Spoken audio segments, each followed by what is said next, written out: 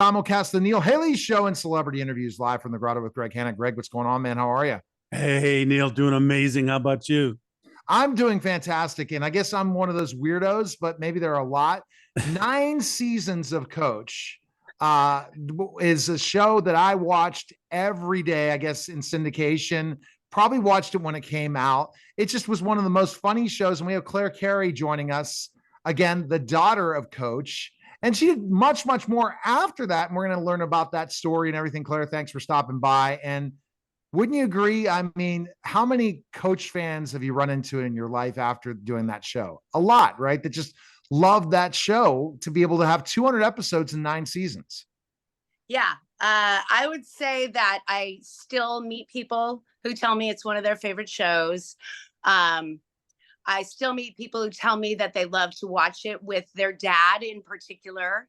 I did. I watched it with my dad, and my dad's passed. Yeah. So yeah, like it was sort of a way for them to connect with their dad, which of course meant a lot to me because that was kind of my whole entire role in the show was having this emotional connection with this guy who wasn't super comfortable with all of his emotions. So that was kind of like a main dynamic of the show. I think that when you think about Craig T, and we're going to let Greg have his questions, is more we're going and diving deep into the show. Is when I think of Craig T. Nelson and how well he played this character, it really finally showed an emotion towards the coach and seeing the back office of everything, not the rah, rah, rah. And then I guess the stupidity of things too, that whatever came on the field was not truly what happened. With the show and how you were embarrassed by your dad showed a great father-daughter relationship developing, but how Claire, your character, which I can't remember the name. That's my Kelly. How Kelly really didn't understand, really was not the thought process of, oh, my dad's a major college football coach. And he, and it really was a show in its time that really predicted what the days now with Dion. When we're finally seeing prime time in his real life and how he's going out there as a college coach and he's working and mentoring.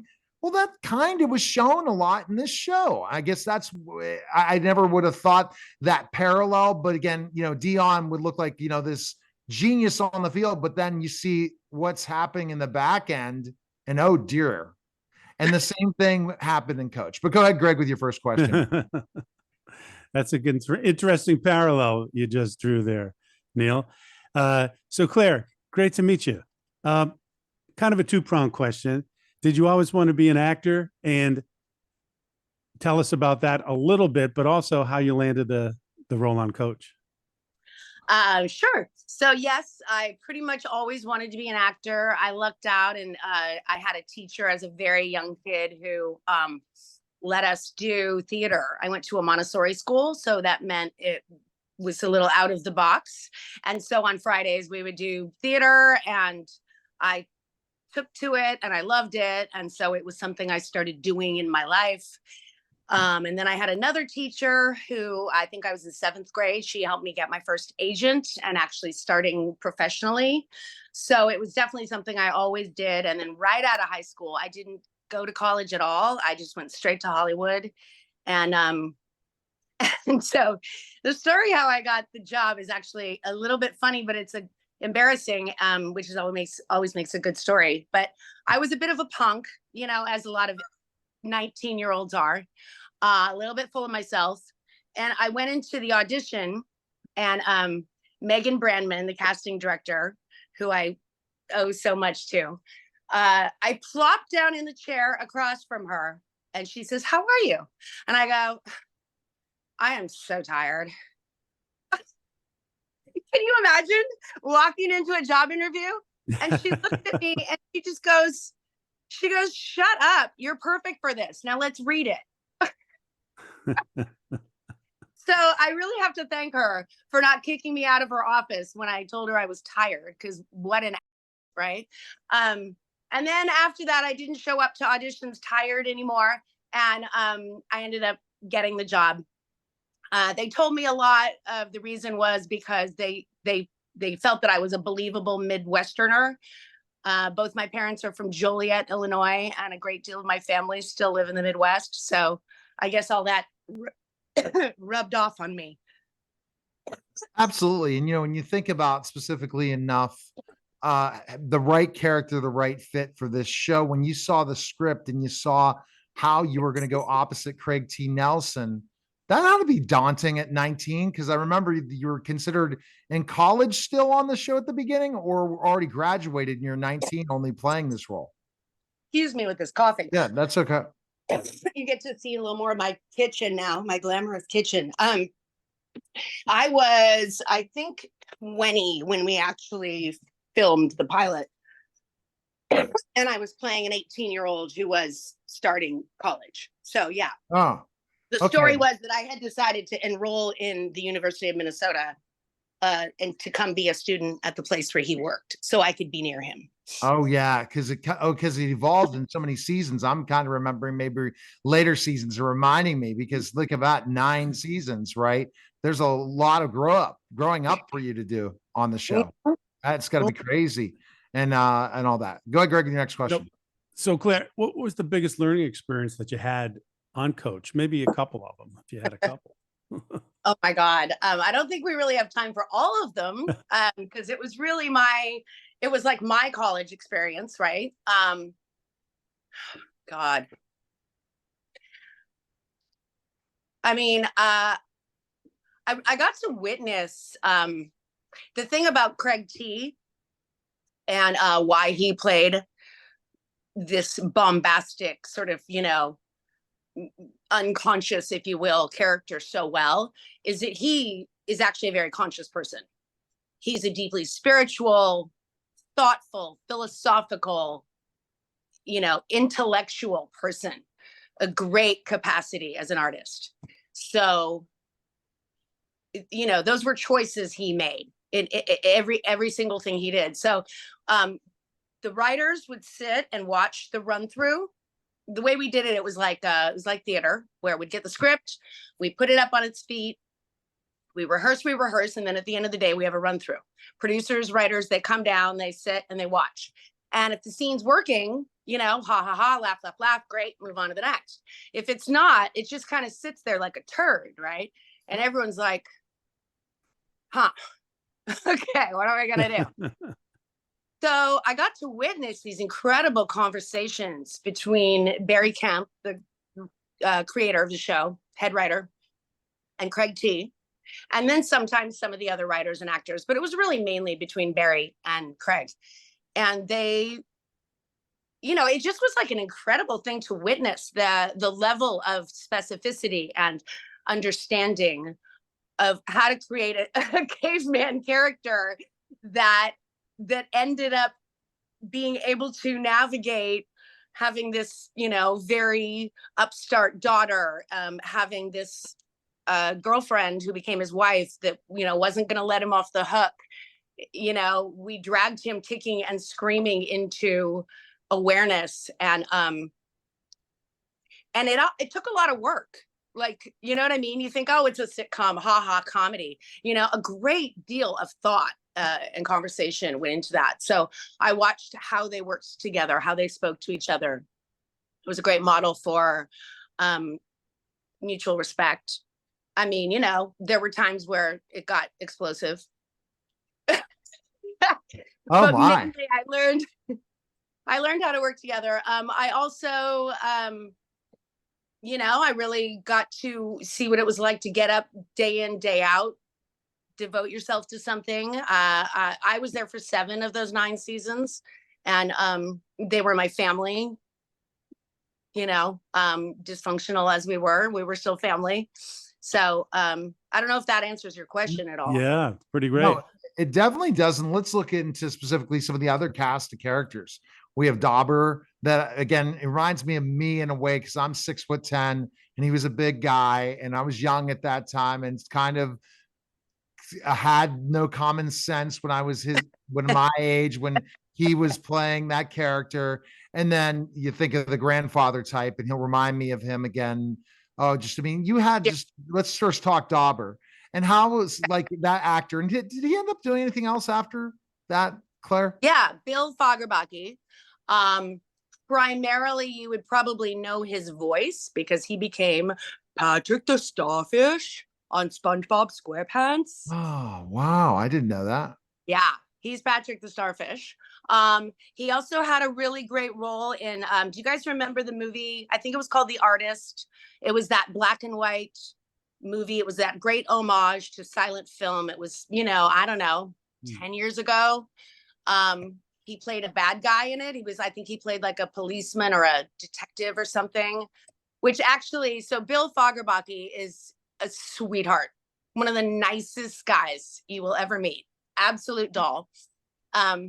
He was in an accident when he was young, and so he has a pretty prominent scar on his face. I think it was a bicycling accident, if I remember correctly. Anyway, I just always thought that his looks, because he's so big and because his, pale features, even though he's a sweetheart, he can very easily look very scary. And so I was always like, oh my God, Bill, you have to be the villain. You'd be such a great villain. So he did play a villain in The Artist, but, he's probably up to other things. I mean, these days you can hardly catch what people do. There's so many projects. So much going on. There's so many projects. There's so many networks. There's like, and you think it, but Patrick the Starfish landing a job like that is huge. Did you see the numbers of what people make in Simpsons? They came out with that, Greg. It was ridiculous. Simpsons and Family Guy and one other big show, and they're making like $550 million net worth, $100 million net worth for just being a voiceover actor.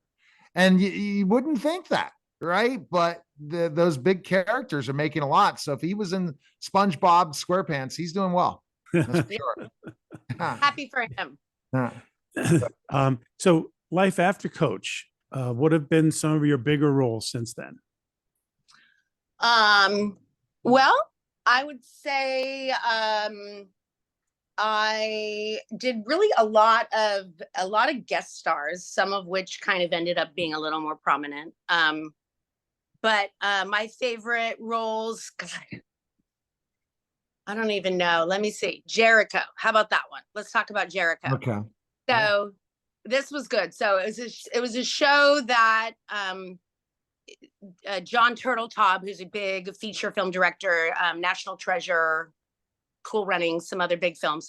CBS really wanted to work with him. So he found a script that was written by two unknown writers, Josh Scher and John Steinberg, who are now picking. They just did a series with Jeff Bridges called The Old Man. They're amazing. Anyway, so they had this Jericho script. And so they all took a chance on each other. And so it was really like a feature film on network television. And it was right before The Walking Dead and all these other sort of end of the world shows. I tended to be on the show that was like going to be the next zeitgeist that never really quite made it. I don't know what is up with that. It's a very dubious distinction. But like, for example, I was on a show called Point Pleasant, which was a show starring Elizabeth Arnois, who was a girl who was the child of the devil and a mortal woman. And it was like a Buffy the Vampire Slayer kind of vibe. It was very supernatural, high concept. And it was great. It was an amazing 13 episodes. Like it kicked and I don't know, got buried somehow because of network politics. Anyway, so I would say that Jericho kind of also got a little bit buried, but it has a cult following. I don't know if you guys are Jericho fans at all. I never saw Jericho, but I've heard of it, and I know it's still showing up on this. Okay, so you have to check it out. Where can I check out Jericho? Like, is it on Netflix? I'm sure you can find it on Netflix now. Yeah. Gerald McRaney is the mayor. Pamela Reed is his wife. Skeet Ulrich is the older son. The late great Kenneth Mitchell played his younger son. And he just passed away from ALS. And I just want to give a shout out to my pal, Kenneth Mitchell. And he played my love interest. Anyway, it was also had Lenny James, who's from The Walking Dead. And God, I don't know, so many great actors. Just a really beautiful show. Beth Grant, Ashley Scott, the list goes on. And it was a show about the end of the world, but it was also a show about people coming together. So I like to sort of say it was like Little House on the Prairie meets On the Beach. which are both very old references and tell you a little bit how old I am. But you know what I mean? So definitely, please do check out Jericho. I will. It has, get this, you guys, it also has the distinction of being the only network show that was canceled and then brought back due to popular demand. Do you guys know this story? No. This is a good story. Okay, so I'll try to be brief. But basically, Skeet, in a scene in the movie, was basically calling back his World War II grandfather's challenge to his enemy. And the guy across the way that was now his enemy, it used to be his neighbor, now it's his enemy. They're fighting a war and they're speaking over the radio, and he's going, Jake, we got you surrounded. You got to surrender. And instead of saying F off, he uses the World War II terminology that his grandfather had taught him. And he says, nuts, like as if to say F off, right? So nuts. Yeah. And then, so get this. So there's a Jericho fan who has a company called Nuts Online. And basically, when they canceled Jericho, he set up a way for Jericho fans to just go click, click, and they send a box of nuts to Nina Tassler's office at CBS. And next thing you know, there were 21,000 tons of nuts in Nina's office. And she was kind of like, okay, maybe I need to pay attention to this. And so literally the orders had all been made for all the other shows. It was a done deal. And they brought Jericho back from the grave. Wow. So that's why it's literally unprecedented. Hasn't happened before or since. And that's why season 2, there's only 6 episodes, because they didn't have money left over to create a proper full budget. So it's like a pared down cast, a pared down storyline. I called the producers. I was like, you guys, I will work for free. I want to be in this show. They were like, great, well, great. Anyway, so check it out. I'm really proud of Jericho. All right. Anyway, I've talked a lot about that. No, that's okay. That I was looking awesome. at it. Greg, I want to just tell you, I just took a look at her Wikipedia, and it's ridiculous. The big shows, Mr. Belvedere. Okay. So, I mean, again, I love that show. I'm Ally McBeal. You guest starred on. Walker, Texas Ranger. She guest starred on. You were Kate McAllister on Home Alone 4 TV film. I would have not thought something like that. So again, we have to, you talked about the Point Pleasant. You were a guest star in Army Wives. You were a guest star. Again, you even had a reoccurring role in one of the NCIS, right? Isn't that correct? Oh, yeah. You know what? That was a great one, I have to say. So I got to play Gibbs's dead mother. So the story was that when Gibbs was only 18, his mother killed herself. And he really didn't know why. It was something that had scarred him. Right. So in this episode, I think it was the 200th episode of NCIS, called Life Before Your Eyes. Basically, his life flashed back to him. Right. So there was like important scene with his dead ex-wife, who also, by the way, was on Jericho, Darby Stanchfield, beautiful, wonderful actress. Anyway, so his dead ex-wife, his dead mother, his dead partner, like all these people who had meant something to him, he had these scenes with. So actually, it's something I'm super proud of. I had it on my reel for a while, but I got to, tell him what happened. I was sick with cancer. I didn't want to have anybody take care of me. I didn't want to have him, mop up my spit and my vomit and all the horrible things that happen when you're dying of cancer. So I killed myself. But it was really intense. And I have to say, Mark Harmon is a way better actor than anybody gives him credit for. And he's also a lovely human being. Well, how many seasons has he done this? See, this is the kind of thing. It's a dream for an actor to work this many years, right? Yeah. Well, the reason why is it makes a ton of money. It's always in the top 10. Like people watch the show, they love it. Yeah. And also because he treats his crew like family. Like, at lunchtime, he could go eat in his trailer. He could go do whatever he wants to do. He comes and he sits with the crew to eat lunch. You know what I mean? Wow. That's cool. It seems like a lot of CBS shows last a long time. And if you're looking at the CBS end. And again, they talk about the difference between CBS, ABC, and NBC and the type of shows they have. CBS targets more an older audience, and they really piggybacked off that and done very well, you know, and there's different shows that have lasted the test of time. Yep. I'm Yeah. going to go there. Okay. Yeah. All right. So Greg has a question that I'm not going to make the final question because I got good feedback about not rushing people out. But go ahead, Greg, with your question. Then I have a couple more for Claire after that. But this one's the best because this is the one we're going to learn from. Oh, you want the question? The question. The question. Well, before we do that, real quick, what's your favorite project that you're working on right now? You can tell us. Well, I'm writing. So I have actually a few different things that I'm developing. One is a Black comedy about DNA and family secrets. One is a horror comedy about runaway teenagers. And one is a political drama about two brothers on either side of the divide. So I'm really doing a lot of writing. I was the actor who had too many ideas, and I got fired a few times because I had too many ideas, and I'm not even kidding. So I decided to just start writing so that I could, you know, be the one that throws the party instead of the one who's invited to the party. You know what I'm saying? I love it. Yeah.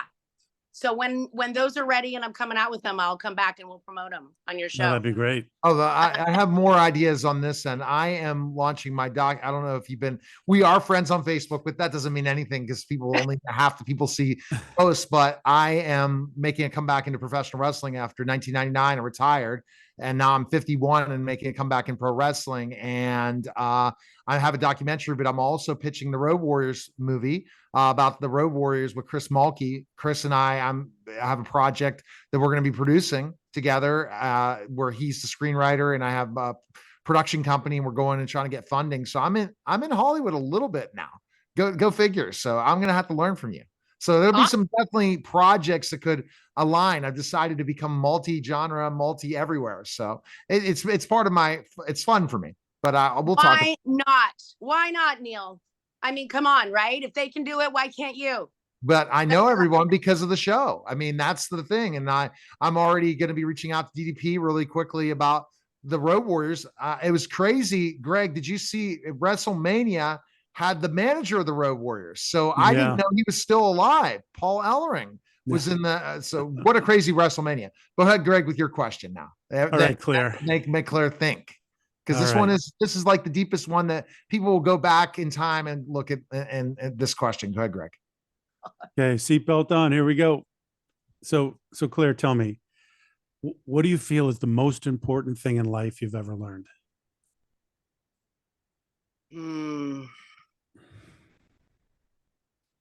Well, I guess the first thing that pops into my head are 3 words, which are don't give up. I am speaking to myself here because I have a tendency to stop and cry in my pity pot. So I'm going to say that perseverance is really what makes a difference. It's not really, at the end of the day, it's not talent. You know, it's not even good looks or intelligence or any other like quality. It's, can you keep keep coming back? You know, can you just keep showing up? Can you knock on the door again after you've had 99 no's till you finally find that 100th yes? You know, I think that's what makes the difference. Awesome. And are you just doing the writing? Or are you trying to are you acting in any other projects? Or I saw in 2020, you were in a play, right? So you went to the theater for a little bit. Are you looking to act, or you want to be more writer and behind the screen and then have your roles based on your own projects? You know, I think it really depends.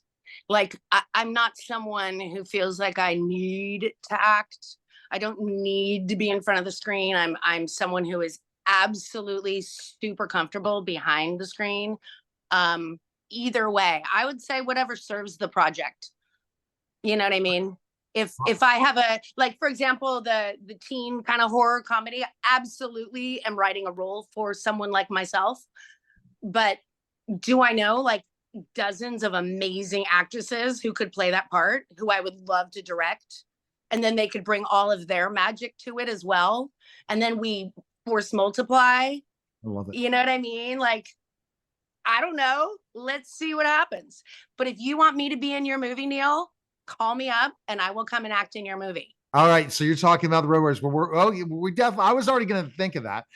So you have to look at that. Do you know Chris Mulkey, by the way? Chris is amazing. We've never met. No. I would never agree with Chris. I'm shocked. Well, also, if you want to act in a lot of Westerns, I'm really hooking up with INSP. I could be an agent too. Greg, Oh my God. 100 different things. You really, so another crazy project I did that no one ever saw was called Doc West. And it's a Western, obviously. So there's a guy in Italy. He's kind of the Robert Redford of Italy. And his name is Terrence Hill. It's a very British sounding name, but he's Italian. And ask any Italian, they totally know who he is. These movies, the Trinity series, these great old spaghetti Westerns, you might know about him. Anyway, he did a movie called, it was a miniseries called Doc West. And Paul Sorvino is in it. Ooh. And I get to play a school teacher. It takes place in like 1870 something. And we're all like, driving horses and driving buggies and wearing corsets and like total amazing Western. There's a poker showdown. Anyway, love that stuff. And the best place to find you is go on Wikipedia, go to Facebook, hit you up that way. And we appreciate it, Claire. It was a lot of fun. Hey, can I say one more thing? Yeah. The other thing that I really work on a lot is getting people engaged in being an American. And I just really think that everyone should vote. And it's a privilege and a right to be able to vote. And so I'm just putting that plug in there in this big election year, guys. Don't sit out. Participate. All right. We appreciate it, Claire. Thanks again. All right. That's a special simulcast of the Neil Haley Show and the Celebrity News live from the Grotto. Greg Hanna, guys. Take care.